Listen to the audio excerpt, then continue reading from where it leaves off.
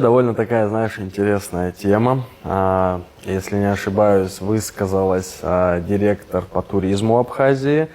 И это обидело, как мы можем наблюдать в социальных сетей, всех россиян. Потому что Абхазию сегодня дошираками закидали, можно сказать. Да. То есть русские сегодня открыто выступают, чтобы туда, со стороны России, никто не ехал отдыхать. И уже идут такие разговоры, что туристический сезон был подорван.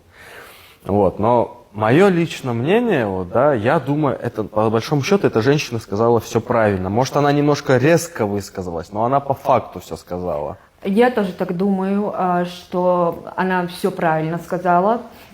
И она практически сказала то, что есть. Да, то, что происходит. И я всегда говорю, у нас есть разговоры в стримах, когда я помню, даже неделю-две назад, по-моему, до этого скандала, мы разговаривали, и я говорила, что доход от российских туристов нету, потому что 4 человека заходят и покупают один хачапури. Да. Это для туризма невыгодно, потому что когда я открываю ресторан, у меня есть рабочие там, я должна оплатить их зарплату, а когда они обслуживают 4 человека, и от этого мне остается где-то 18 лари. Копейки, да.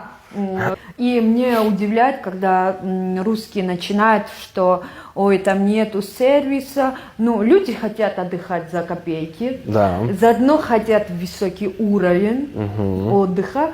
Как это происходит? Вроде я бы хотела тоже поехать за 100 лари куда-то на неделю сходить на море и отдыхать, и чтобы у меня было обслуживание лакшери.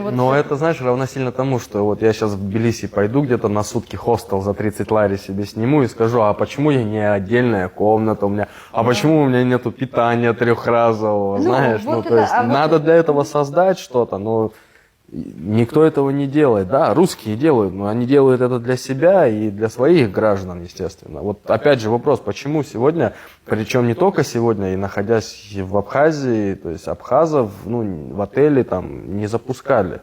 Да, то есть если ты абхазец, то все, нет, мест нету.